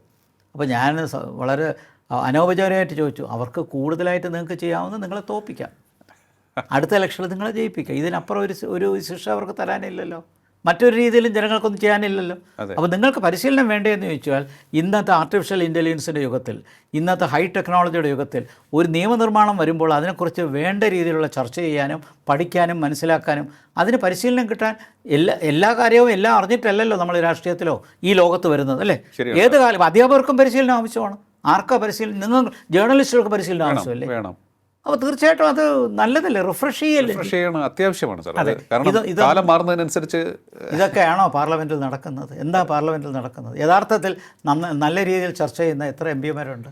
ശരിയാണ്, MLA-മാരുണ്ട്. അപ്പോൾ നമ്മളത് നോക്കുമ്പോൾ നമുക്ക് വളരെ നിരാശ. ജനങ്ങളോട് ചോദിച്ചാൽ അവർ പറയും, പാർലമെൻറ്റിൽ ചെന്ന് അയാൾ ബഹളം ഉണ്ടാക്കി, വലിച്ചു കയറി കളഞ്ഞു, ബില്ല് വലിച്ചു കയറി കളഞ്ഞു, ബാനർ കെട്ടി. ഇതല്ല നിയമ നിർമ്മാണ സഭ എന്നത്. അല്ല, ഈ നിയമസഭയുടെ കാര്യം പറയുമ്പോൾ നിയമസഭയിലേക്ക് പോയി കഴിഞ്ഞാൽ എത്രത്തോളം ചർച്ചകൾ കാര്യക്ഷമമായി നടക്കുന്നു എന്നുള്ളത് സംശയമാണെന്ന് പലരും പറയാറുണ്ട്. അതെ, കാരണം പലർക്കും എങ്ങനെയാണ് ഒരു സബ്മിഷൻ അവതരിപ്പിക്കേണ്ടതെന്ന് പോലും അറിയില്ല. വിഷയാവതരണം പോലും പലർക്കും അറിയാറില്ല. എങ്ങനെയാണ് വിഷയം ബന്ധപ്പെട്ട വകുപ്പിന് മുന്നിൽ കൊണ്ടുവരേണ്ടതെന്നും അത് പരിഹരിച്ചെടുക്കേണ്ടതെന്ന് പോലും അവർക്കറിയില്ല. ഇതിൽ ചില MPമാർ എക്സെപ്ഷണൽ കേസസ് ഉണ്ട്. നമ്മുടെ NK പ്രേമേന്ദ്രനെ പോലെ കൃത്യമായിട്ടുള്ള നടപടിക്രമങ്ങൾ അറിയാവുന്നവർ കൃത്യമായുള്ള ഓഫീസിൽ പോകുന്നു. അത് ഈ ഓരോ കാര്യങ്ങൾ നേടിയെടുക്കുന്നതിന് അദ്ദേഹത്തിന് കൃത്യമായിട്ടുള്ള ഒരു പ്രാവീണ്യമുണ്ടെന്നാണ് പറയുന്നത്. അതുപോലെ തന്നെ സഭയിൽ അവതരിപ്പിക്കേണ്ട കാര്യങ്ങൾ അദ്ദേഹം കൃത്യമായി അവതരിപ്പിക്കുകയും ചെയ്യും, നടപടിക്രമങ്ങൾ പാലിച്ചുകൊണ്ട്. അങ്ങനെ ചെയ്യുന്ന MLA-മാർ വേറെയുണ്ട് തീർച്ചയായിട്ടും. TM ജേക്കബ് മരിച്ചുപോയ, KV സുരേന്ദ്രനാഥ് അദ്ദേഹം മരിച്ചുപോയി. ഞാൻ നോട്ട് ചെയ്യും. അങ്ങനെ നന്നായിട്ട് പ്രവർത്തിക്കുന്ന പ്രേമേന്ദ്രൻ യാതൊരു സംശയമില്ല, ഔട്ട്സ്റ്റാൻഡിങ് പാർലമെൻറ്റേറിയനാണ്. അങ്ങനെ നന്നായിട്ട് പ്രവർത്തിക്കുന്ന ആൾക്കാരുണ്ട്. പഴയ കാലത്ത് നെഹ്റു പ്രധാനമന്ത്രിയായിരുന്ന സമയത്ത് വാജ്പേയിയുടെ പെർഫോമൻസ് കണ്ടിട്ട് നെഹ്റു അന്ന് പറഞ്ഞു തന്നു, here is the future prime minister of India. Okay. അപ്പോൾ നല്ല പ്രവർത്തിക്കുന്ന ആൾക്കാരെ കണ്ടാൽ മറ്റുള്ളവർക്കത് മനസ്സിലാക്കാം. വാജ്പേയിയുടെ വാക്ചാതുര്യവും അദ്ദേഹത്തിൻ്റെ പ്രസംഗവും, ചെറുപ്പക്കാരനായ ഒരു MP എന്നുള്ള നിലയിൽ ലോക്സഭയിൽ അദ്ദേഹം പ്രസംഗിച്ചപ്പോൾ നെഹ്റുവിനത് പറയാൻ തോന്നിയിട്ടുണ്ടെങ്കിൽ അപ്പോൾ നല്ല ആൾക്കാരെ റിക്രൂട്ട്മെൻറ്റ് വരണം. അതെ. അത് വനിതകൾക്കിടയിലും വരാം, പുരുഷന്മാരുടെയിലും വരാം. അതിനുള്ള പരിശീലനവും പ്രവർത്തനവും ആവശ്യമാണ്. നിയമനിർമ്മാണം തീർച്ചയായിട്ടും ഒരു സാങ്കേതിക ഉത്തരവാദിത്വമാണ്, അതേസമയം പൊതുധർമ്മവും കൂടിയാണ്. രണ്ടും കൂടി ചേർന്നതാണ്. ഇപ്പോൾ ലാൻഡ് റിഫോംസ് എന്ന് പറയുമ്പോൾ അതിൻ്റെ പിറകിൽ സോഷ്യൽ ഇക്വിറ്റി എന്നുള്ള കൺസെപ്റ്റുണ്ട്. അതേസമയം അതിൻ്റെ ടെക്നിക്കൽ സൈഡ് നമ്മൾ പലതും നോക്കാനുണ്ട്. രണ്ടിൻ്റെയും സഹകരണം വേണം. അതില്ലെങ്കിൽ എന്ത് പറ്റും? ബ്യൂറോക്രാറ്റ്സ് പറയുന്നിടത്ത് MLA അപ്രൂവ് ചെയ്യും. ഉദ്യോഗസ്ഥ മേധാവിത്വമാണ് നടക്കുന്നത്. അതെ. അപ്പോൾ ഉദ്യോഗസ്ഥ മേധാവിത്വം പറഞ്ഞാൽ ഉദ്യോഗസ്ഥരുടെ ഒരു വർഗ്ഗ സ്വഭാവം ഉണ്ടല്ലോ, അതെ, അതേ നിയമത്തിൽ വരുള്ളൂ. യഥാർത്ഥ നിയമം വരണമെങ്കിൽ ഇവർ പഠിച്ചു ചെയ്യണം. അതിലൊരു തെറ്റും പറയാനില്ല. കാരണം അങ്ങനെ മനസ്സിലാക്കി എടുക്കണം. ഇത് താഴെത്തട്ടിലെ പഞ്ചായത്തുകൾക്കും ആവശ്യമാണ്, കോർപ്പറേഷനും ആവശ്യമാണ്, അസംബ്ലിക്കും ആവശ്യമാണ്. അത് തീർച്ചയായിട്ടും പരിശീലനം വേണം. നല്ല MLA-മാരും MP-മാരും ഉണ്ട്, കേരളത്തിലുമുണ്ട്, നമ്മുടെ നാട്ടിലുമുണ്ട്, പാർലമെൻറ്റിലുമുണ്ട്. തീർച്ചയായിട്ടും. അപ്പോൾ വേറൊരു ചോദ്യം കൂടി. അപ്പോൾ ഈ വനിതാ സംവരണത്തെ ആശങ്കയോടെ കാണുന്ന ഒരു വിഭാഗം അത് പുരുഷന്മാരായിരിക്കും. അവർ പറയുന്നത്, ഒന്ന്, അവരുടെ മനസ്സിലിരിപ്പ് തീർച്ചയായിട്ടും തുറന്നു പറയാത്തത് നഷ്ടപ്പെടുന്ന അവസരങ്ങളെക്കുറിച്ചായിരിക്കും. മണ്ഡല പുനർനിർണ്ണയം ആ ഒരു പ്രശ്നം പരിഹരിക്കാം.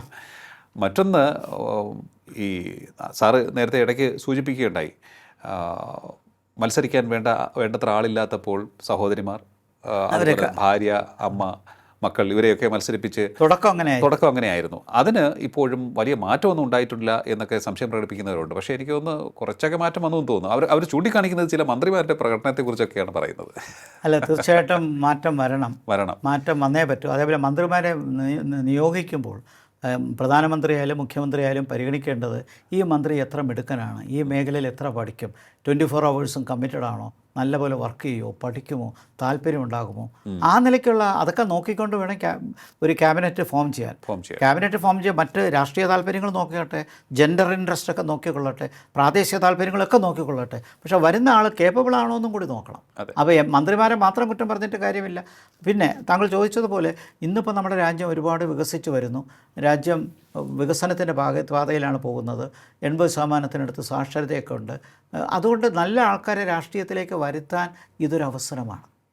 അതിനെ പോസിറ്റീവായിട്ട് കണ്ടു കഴിഞ്ഞാൽ എപ്പോഴും ഇലക്ഷനിൽ വരാൻ താല്പര്യം ഏർലി ബേർഡ്സ് എന്ന് പറയുന്ന ഒരു ലേറ്റ് ആയിരിക്കും. ഒരു കുറച്ച് എഡ്യൂക്കേറ്റഡ് ആയിട്ടുള്ള ആൾക്കാരെ വരുള്ളൂ. കുറച്ചുകൂടി കഴിയുമ്പോഴാണ് താഴെത്തട്ടിൽ നിന്ന് വരുന്നത്. അപ്പോൾ നമ്മുടെ നിയമസഭയിലും പാർലമെൻറ്റിൻ്റെയൊക്കെ കോമ്പോസിഷൻ നോക്കിയാൽ, ആദ്യഘട്ടങ്ങളിൽ നോക്കിയാൽ പാർലമെൻറ്റിൽ കൂടുതലും LLB വക്കീലന്മാരായിരുന്നു കൂടുതൽ. അസംബ്ലിയുടെ കാര്യത്തിലും അതെ. അസംബ്ലിയുടെ ഹൂ ഈസ് ഹൂ എന്നൊരു ബുക്കുണ്ട്. അപ്പോൾ അതെടുത്ത് നോക്കിക്കഴിഞ്ഞാൽ നമുക്ക് അവരുടെ എഡ്യൂക്കേഷണൽ ബാക്ക്ഗ്രൗണ്ട് അറിയാം. ഇത് പഴയകാലത്തെ ആൾക്കാരുടെ നോക്കിക്കഴിയുമ്പോൾ അവരെല്ലാം ഒരു പ്രത്യേക വരേണ്യ വിഭാഗത്തിൽ നിന്നാണ്. അപ്പോൾ കാലക്രമേണ അത് മാറി ഒരു ക്ലാസ് ക്യാരക്ടർ, സമൂഹത്തിൻ്റെ ഒരു പരിച്ഛേദം അവിടെ വരും. അത് വരട്ടെ. പക്ഷേ രാജ്യം തന്നെ വികസിച്ച് വരികയല്ലേ. അപ്പോൾ നല്ല എഡ്യൂക്കേറ്റഡ് ആൾക്കാർ ഓട്ടോമാറ്റിക്കായിട്ട് വരും. തുടക്കത്തിലൊരു ഷോർട്ടേജ് വരും. പക്ഷേ എന്നാലും രാഷ്ട്രീയ പാർട്ടികൾ ഇനിയെങ്കിലും കോൺസെൻട്രേറ്റ് ചെയ്ത്, ഇപ്പോൾ സമയമുണ്ടല്ലോ, 2034 ഇനി നടക്കാൻ പറ്റുള്ളൂ. അപ്പോൾ അതിനിടയ്ക്ക് വനിതകളൊന്ന് റിക്രൂട്ട് ചെയ്താട്ടെ അസംബ്ലിയിലേക്കും പാർലമെൻറ്റിലേക്കും. ഇത് രാഷ്ട്രീയ പാർട്ടികളൊന്ന് മനസ്സിലാക്കിയെടുത്ത് വനിതകൾക്ക് കൂടുതൽ അവരുടെ പാർട്ടിക്കകത്തെങ്കിലും കൊടുക്കണം. ഇത്രയും നാളും കൊടുത്തില്ലല്ലോ. ഇനിയിപ്പോൾ 2034 ഇന്നെവിറ്റബിളി കൊടുത്തേ പറ്റൂ. 106 അമെൻമെൻറ്റ് നിയമമായി. അത് ഉത്തരവ് ഏപ്രിൽ 16 എന്തോ ഒപ്പിട്ടു, രാഷ്ട്രപതി ഒപ്പിട്ടു, ഏപ്രിൽ 16 ഒപ്പിട്ടു. അപ്പോൾ ആ നിലയ്ക്ക് 106 അമെൻമെൻറ്റ് അവിടെ നിൽക്കുമ്പോൾ 1/3 കൊടുത്തേ പറ്റൂ. പക്ഷേ നിങ്ങൾ നടപ്പിലാക്കുന്നത് 2034 ഇൻ ദ മീൻ ടൈം 8 വർഷം ഉണ്ടല്ലോ.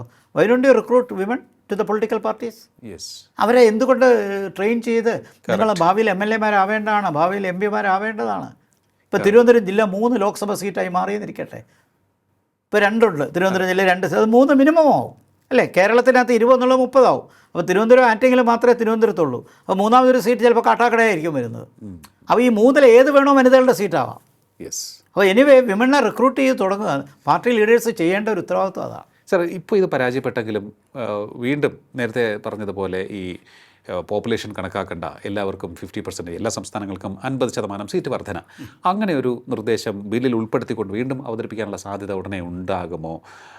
വീണ്ടും എനിക്ക് തോന്നുന്നു ഈ നരേന്ദ്രമോദി പ്രധാനമന്ത്രിയുടെ സ്വഭാവം വെച്ച് നോക്കുമ്പോൾ അദ്ദേഹം ആവശ്യമുള്ള കാര്യങ്ങൾ വേണ്ട രീതിയിൽ ഹോംവർക്ക് ചെയ്ത് വീണ്ടും അവതരിപ്പിക്കുന്ന ഒരാളാണ് എന്നാണ് ഞാൻ മനസ്സിലാക്കുന്നത്. അപ്പോൾ അദ്ദേഹം പിന്മാറുമെന്ന് തോന്നുന്നുണ്ടോ ഈ ഒരു വിഷയം? പിന്മാറില്ലായിരിക്കാം.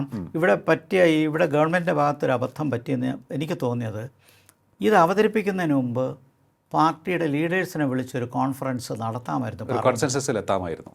എന്നിട്ട് ഇങ്ങനെ ഒരു കാര്യം ഞങ്ങൾ കൊണ്ടുവരാൻ പോവുകയാണ്, 50% റൈസാണ്, ആർക്കും നഷ്ടമില്ല, ഇതേ സ്റ്റാറ്റസ് കോ വിൽ റിമെയിൻ എന്ന് പറഞ്ഞതിൻ്റെ ഉദ്ദേശം പറഞ്ഞാൽ, അങ്ങനെയാണെങ്കിൽ നമുക്ക് അടുത്ത ഇലക്ഷനിൽ 1/3 വിമനെ കൊണ്ടുവരാം, നിങ്ങൾക്ക് നഷ്ടമില്ലല്ലോ. അതെ. അവർക്കും അറിയാം, അവരുടെ ഉള്ളിലുള്ളിൽ അവർക്കറിയാം ഈ 1/3 ഈ മണ്ഡല പുനർനിർണ്ണയം ഗുണമേ ചെയ്യുള്ളൂ എന്ന് അവർക്കറിയാം. ഓക്കെ. അപ്പോൾ അങ്ങനെ അപ്പം തീർച്ചയായിട്ടും ചോദിച്ചതിന് മറുപടിയായിട്ട് പറയുന്നത് ഈ അങ്ങനെ ഒരു കൺസെൻസസ് ഉണ്ടാക്കിയിട്ട് അവതരിപ്പിക്കുക. അത് ചെയ്യാത്തതാണ് ഗവൺമെൻറ്റിനുണ്ടായ സെറ്റ് ബാക്ക്. അതിൽ അങ്ങനെ ഒന്ന് കൺസെൻസസ് കൊണ്ടുവരാൻ അവർ മടിച്ചതിൻ്റെ കാര്യം എന്താ? ഇല്ലെങ്കിൽ ഈ BJPക്കാണ് ഗുണം കിട്ടുന്നു എന്നുള്ള വാദത്തിന് ക്രെഡിബിലിറ്റി വരില്ല. ഇപ്പോൾ മറുവശത്ത് ഇന്ന് രാത്രി ഇപ്പോൾ 8:30 പ്രധാനമന്ത്രി സംസാരിക്കുന്ന ജനങ്ങളെ അഭിസംബോധന ചെയ്യുന്നുണ്ട്.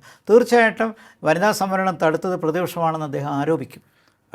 അത് തടുത്തു വെച്ചത് നിങ്ങളാണ്, അത് പ്രതിപക്ഷത്തിൻ്റെ ഉത്തരവാദിത്തമാണ്, വനിതകളെ രാഷ്ട്രീയത്തിലേക്ക് കൊണ്ടുവരേണ്ട ജനാധിപത്യത്തിൻ്റെ ആവശ്യമാണ്, ആധുനിക യുഗത്തിൻ്റെ ആവശ്യമാണ് എന്നൊക്കെ പറഞ്ഞാൽ അത് നന്നായിട്ട് സംസാരിക്കും. അങ്ങനെ ഒരു ആരോപണം പ്രതിപക്ഷം എങ്ങനെ നേരിടുന്നുള്ളൊരു ചോദ്യം വരും. ദീർഘകാലം ചോദ്യം തടുക്കാൻ പറ്റില്ല. അതുകൊണ്ട് എൻ്റെ ഒരു തോന്നൽ 1 വർഷം കഴിഞ്ഞാൽ വേണമെങ്കിൽ ഇതൊരു സമവായം കൊണ്ടുവന്ന് അവതരിപ്പിക്കാം.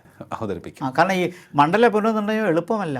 കാരണം ഈവൻ വർക്ക് ചെയ്യണം. 2011 സെൻസസ് എടുത്തതിന് ഇത് വർക്ക് ചെയ്യണമെങ്കിൽ ബ്യൂറോക്രസിക്കും അഡ്മിനിസ്ട്രേഷനും ഇലക്ഷൻ കമ്മീഷനും സമയം കൊടുക്കണം. അത് മിനിമം അതൊരു 2 years എങ്കിലും വേണം. ഇലക്ഷൻ്റെ തലേദിവസം കൊണ്ടുവന്ന് നമുക്ക് മണ്ഡല പുനർനിർണ്ണയം ചെയ്യാമെന്ന് പറഞ്ഞാൽ നടപ്പുള്ള കാര്യമല്ല. അപ്പോൾ റീകോൺസ്റ്റിറ്റ്യൂട്ടീവ് റീജൻസ് വരും. പിന്നെ ഇതിനകത്ത് രാഷ്ട്രീയമുണ്ട്. കാരണം നമുക്കറിയാം അസംബ്ലിയിലായാലും പഞ്ചായത്തിലായാലും വാർഡുകൾ അങ്ങോട്ടും ഇങ്ങോട്ടും മാറ്റും, ചില പോക്കറ്റുകൾ അങ്ങോട്ടും ഇങ്ങോട്ടും. ഇതെല്ലാ പാർട്ടികളും ഭരണകക്ഷികളൊക്കെ കേരളത്തിലും ചെയ്യും, കേന്ദ്രത്തിലും ചെയ്യും. ഇതിനെ ആഗോളതലത്തിൽ ഈ പ്രതിഭാസത്തെ പറയുന്നത് ജെറിമാൻഡറിങ് എന്നാണ്. ജെറിമാൻഡറിങ് അതായത് നിയോജകമണ്ഡലത്തെ തങ്ങളുടെ തങ്ങളുടെ പാർട്ടിക്ക് അനുകൂലമായി ഭരണകക്ഷി വെട്ടിമുറിച്ച് എക്സ്പ്ലോയിറ്റ് ചെയ്ത് മാനിപ്പുലേറ്റ് ചെയ്ത് റീകോൺസ്റ്റിറ്റ്യൂട്ട് ചെയ്യുന്ന പ്രോസസ്സിനെ ജെറിമാൻഡറിങ് എന്നാണ്. അത് ബ്രിട്ടനിൽ നിന്ന് ഒറിജിനേറ്റ് ചെയ്ത കൺസെപ്റ്റാണ്. അത് ബ്രിട്ടീഷ് പൊളിറ്റിക്സിലുണ്ട്, ഫ്രഞ്ച് പൊളിറ്റിക്സിലുണ്ട്, ജർമ്മൻ യൂറോപ്പിൽ തുടങ്ങി വെച്ചതാണ്. അത് ഇനിയും തുടരും. ഇപ്പം കേരളത്തിൽ തന്നെ ഇല്ലേ ഈ കഴിഞ്ഞ പഞ്ചായത്തും കോർപ്പറേഷൻ നടന്നപ്പോൾ വലിയ ആക്ഷേപം ഉണ്ടായി. തിരുവനന്തപുരം കോർപ്പറേഷനിൽ പോലും ആരോപണം ജെറിമാൻഡറിങ് ഭരണകക്ഷി ചെയ്യും. പക്ഷേ അത് എത്ര ചെയ്താലും ഞാൻ ചോദിക്കുന്നത് ഈ വലതുകാലിനെ മന്തെടുത്ത് ഇടതുകാലി വെക്കാനല്ലേ പറ്റുള്ളൂ. നിങ്ങൾ ഒരിടത്ത് നേടിയ നേട്ടം മറ്റൊരിടത്ത് നഷ്ടമാവില്ലേ? ചെറിയ അഡ്വാൻറ്റേജ് നേടുക എന്നല്ലാതെ നിങ്ങൾക്കെതിരായിട്ടുള്ള ആൾക്കാരെയൊക്കെ വേറെ സ്ഥലത്തേക്ക് ആക്കിയാലും അവിടെ പോപ്പുലേഷൻ്റെ എണ്ണം കൂടുമ്പോൾ അവിടെ നിന്നുള്ള ഒരാൾ മറ്റു സ്ഥലത്തേക്ക് ആക്കേണ്ടി വരും. അതാണ് ഞാൻ പറഞ്ഞത്, വലതുകാലിനെ മന്തിനെടുത്ത് ഇടതുകാലി വെക്കുക എന്നുള്ളത്. ഈ ജെറിമാൻഡറിങ് പെർഫെക്റ്റ് ഒരിക്കലും ചെറിയൊരു ഇലക്ഷനൊക്കെ ഗുണം ചെയ്യുന്നല്ലാതെ നമ്മളെപ്പോലത്തെ ഇത്രയും വലിയൊരു രാജ്യത്തിന് അങ്ങനെ വെട്ടിമുറിച്ച് ഗുണം ചെയ്യുമെന്നൊന്നും തോന്നുന്നില്ല. തീർച്ചയായിട്ടും. എന്തായാലും ഇപ്പോൾ വ്യക്തമായ കാര്യങ്ങൾ എന്താണ് കഴിഞ്ഞ ദിവസം നമ്മുടെ ലോക്സഭയിൽ നടന്നത് എന്നുള്ളത് സംബന്ധിച്ചുള്ള കാര്യത്തിൽ ഒരു വ്യക്തത വന്നിരിക്കുകയാണ്. ഒരു കാര്യത്തിൽ തർക്കമില്ല, നമ്മുടെ നാട് ഏറെ മുന്നോട്ട് പോയിരിക്കുകയാണ്. നമ്മുടെ ജനസംഖ്യ ഉയർന്നുകൊണ്ടേയിരിക്കുകയാണ്. 147 കോടി, ഇനിയിപ്പോൾ 2 വർഷത്തിനകം 150 കോടിയിലേക്ക് നമ്മൾ എത്തും. അപ്പോൾ ഈ 543 എന്ന ലോക്സഭാ അംഗസംഖ്യ കൂട്ടേണ്ടതുണ്ട്. ആ ഒരു നടപടിക്രമം നമുക്കൊരിക്കലും വൈകിപ്പിക്കാൻ സാധിക്കില്ല. അതിനെ തടസ്സം നിർത്തുന്നത് ഒരു കാരണവശാലും പ്രായോഗികവുമല്ല. അത് വലിയ ബുദ്ധിമുട്ടുകളാണ് സൃഷ്ടിക്കുക ഓരോ മണ്ഡലങ്ങളിലും. അതുപോലെ തന്നെ വനിതാ സംവരണവും അതും തീർച്ചയായിട്ടും നടപ്പിലാക്കേണ്ട കാര്യമാണ്. അപ്പോൾ 850 എന്ന നമ്പറിലേക്ക് ലോക്സഭാ അംഗത്വം എത്തുമ്പോൾ അവിടെ ഈ ഒരു വിഷയം കൂടി നമുക്ക് യാതൊരു പ്രശ്നങ്ങളുമില്ലാതെ ആർക്കും നഷ്ടബോധമില്ലാതെ പരിഹരിക്കാൻ സാധിക്കുന്ന ഒരു സാഹചര്യം ഉണ്ടാകും എന്നാണ് ഗോകുമാർ സാർ പറഞ്ഞിരിക്കുന്നത്. 1 വർഷത്തിനകത്ത് വീണ്ടും ഒരു കൺസെൻസസിൽ എത്തി, ഒരു സമവായത്തിൽ എത്തി, കൃത്യമായി കാര്യങ്ങൾ പ്രതിപക്ഷങ്ങളെ ബോധ്യപ്പെടുത്തി വലിയ തരത്തിലുള്ള നഷ്ടബോധത്തിന് ഇട നൽകാത്ത വിധത്തിൽ ഈ വിഷയം പരിഹരിക്കാൻ സാധിക്കും. ഇനിയിപ്പോൾ സീറ്റുകളുടെ എണ്ണം കൂടിയതുകൊണ്ട് ചില സ്ഥലങ്ങളിൽ BJPക്ക് നേട്ടമുണ്ടാക്കാൻ സാധിക്കുമെന്ന് പറയുന്നത് അത് അപ്രായോഗികമാണ്. അത് ഒരു കണ്ടക്ച്വൽ ആയിട്ടുള്ള കാര്യം തന്നെയാണ് അദ്ദേഹം പറഞ്ഞതുപോലെ എന്നാണ് എനിക്കും ഇപ്പോൾ മനസ്സിലായിട്ടുള്ളത്. വളരെയധികം നന്ദി സാർ, ഇത്രയും സമയം ഞങ്ങളോട് സഹകരിച്ചത്. നമസ്കാരം.